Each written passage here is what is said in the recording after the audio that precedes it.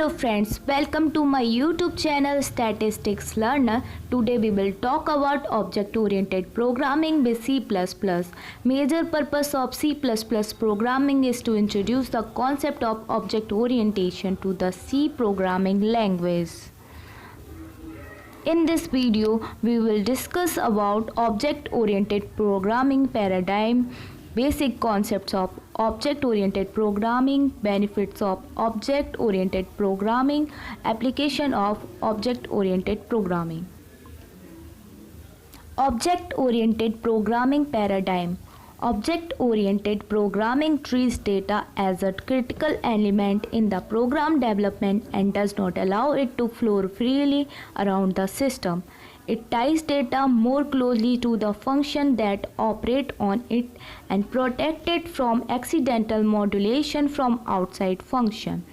Object-oriented programming allows decomposition of a problem into a number of entities called object and then build data and function around this object.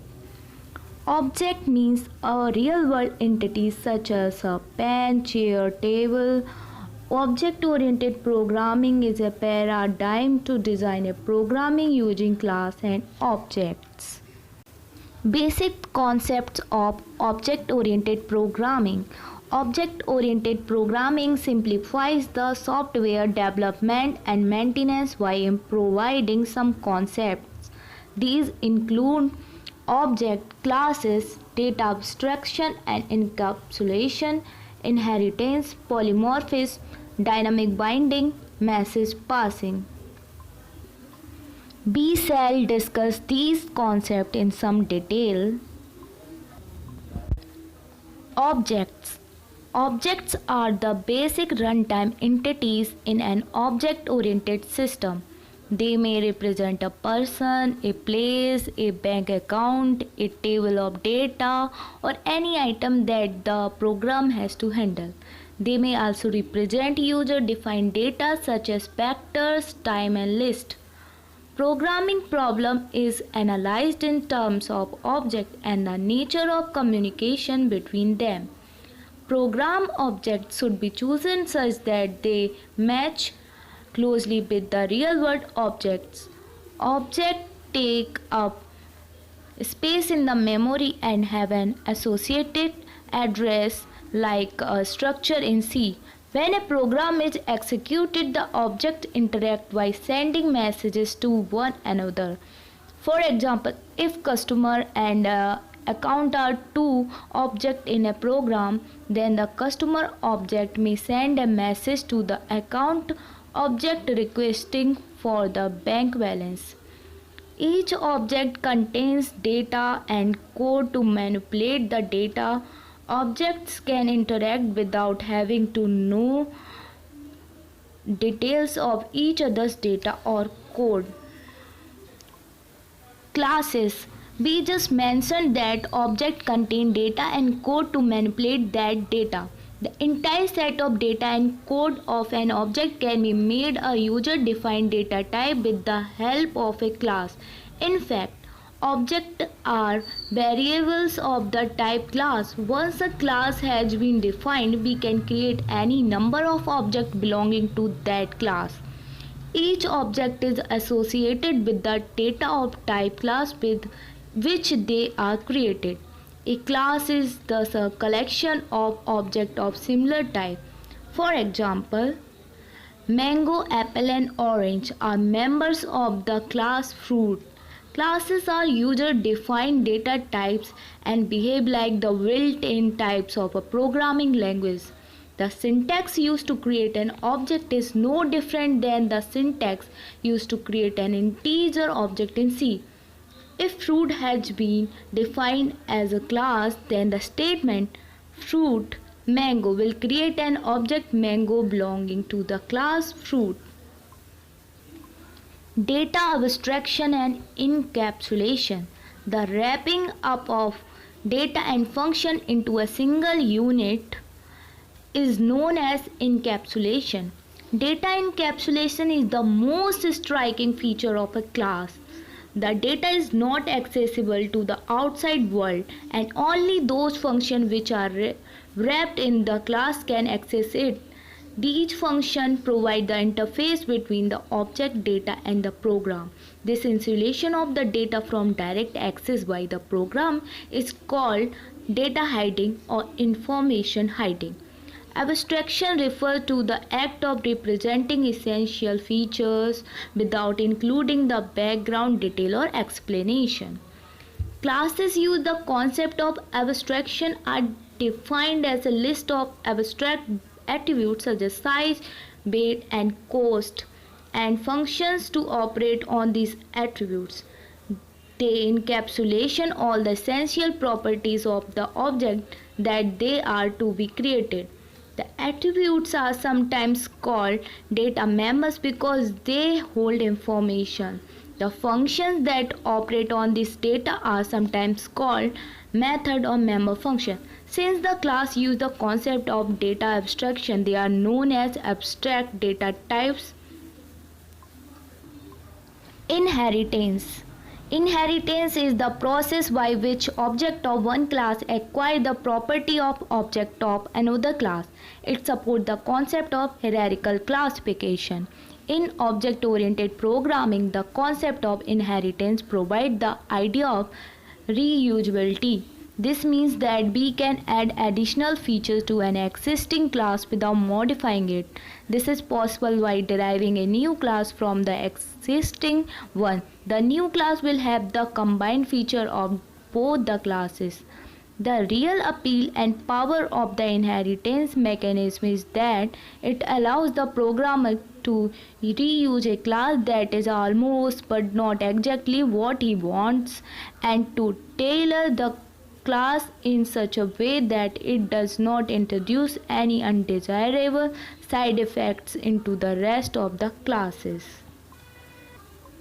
Polymorphism.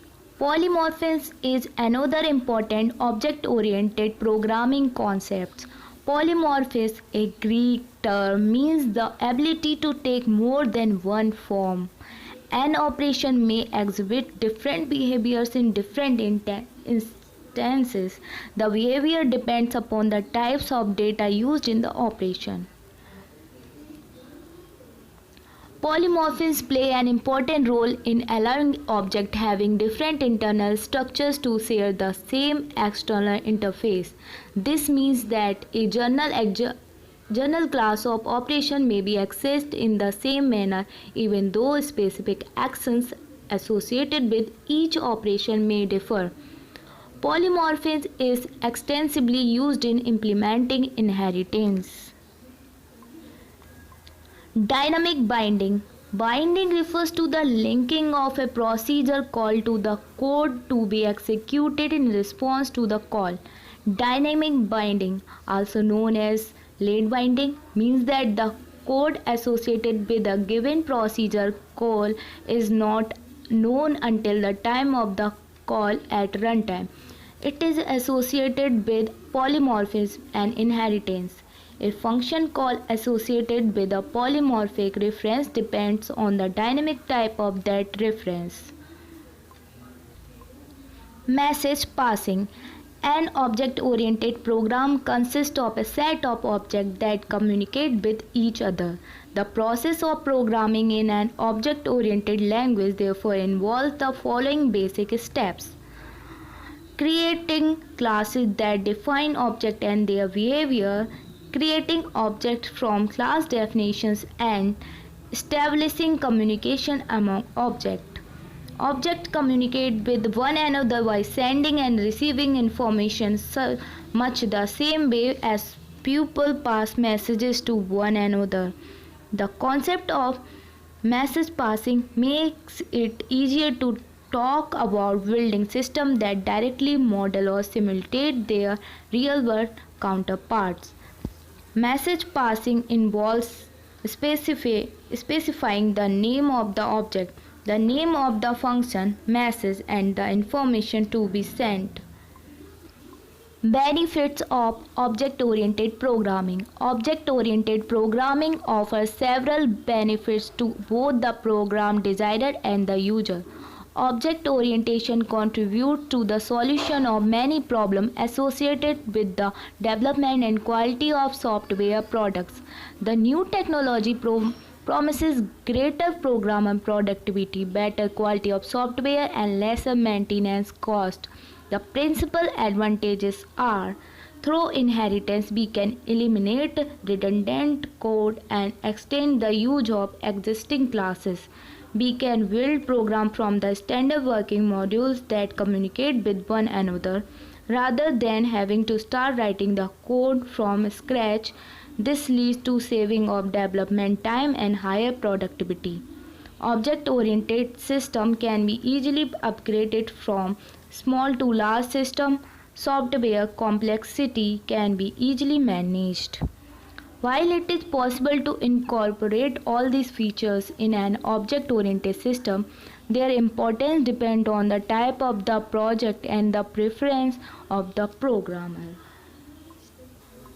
Applications of object-oriented programming. Object-oriented programming has become one of the programming buzzwords today. There appears to be a great deal of excitement and interest among software engineers in using object-oriented programming. Applications of object-oriented programming are beginning to gain importance to many areas. The most popular application of object-oriented programming up to now has been in the area of user interface design, such as Windows. Hundreds of windowing systems has been developed using the object-oriented programming techniques.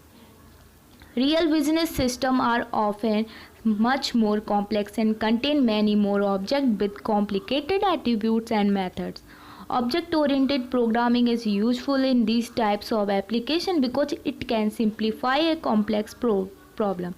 The promising area for application of object-oriented programming include real-time systems, simulation and modeling, object-oriented databases, hypertext, hypermedia, and expert